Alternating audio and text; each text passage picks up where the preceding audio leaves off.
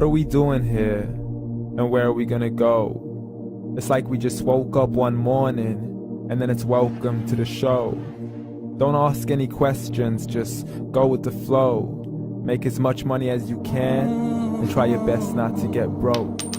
Copy everything you see on the TV, from the hairstyles to the clothes, and don't think too often, just do exactly as you're told.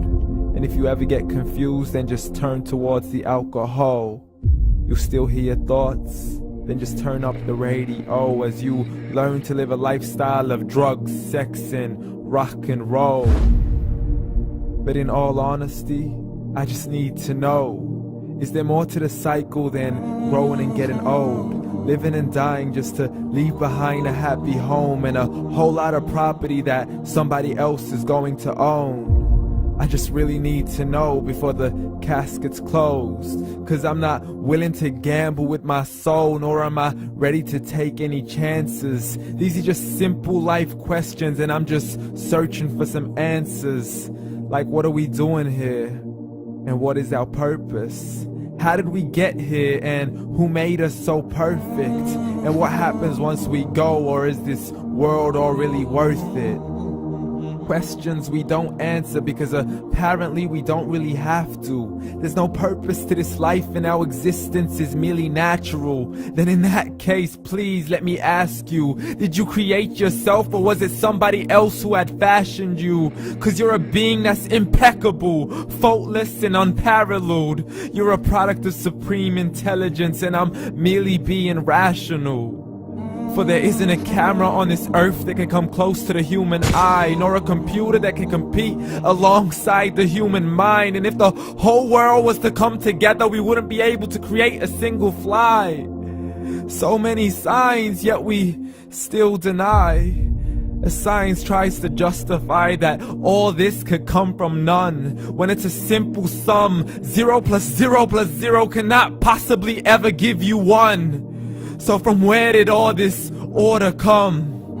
For everything has its origins, a maker, a creator of its own. I mean, the only reason you're watching this video is because somebody had to press upload.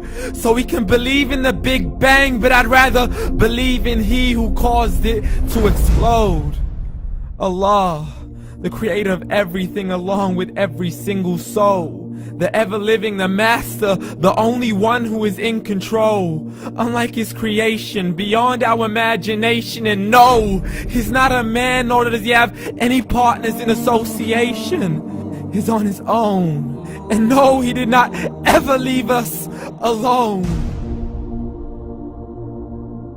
Just like every manufacturer, he left us with an instruction manual. The Quran and Islam, and I'm sorry to jump to conclusions, but it's the only one possible. The only definition of God is the one and only supreme being. It's logical, a book with 0 contradictions, with miracles that are both scientific and historical, all revealed over 1400 years ago. Like the detailed description of the human embryo. The descriptions of the human embryo in the Quran cannot be based on scientific knowledge in the 7th century. To the mountains as pegs holding firm the earth below, and the 2 seas that don't mix in a complete separate flow. To the planets in orbit, alternating night and day as they stay in flow. The expansion of the universe and the creation of everything from H2O.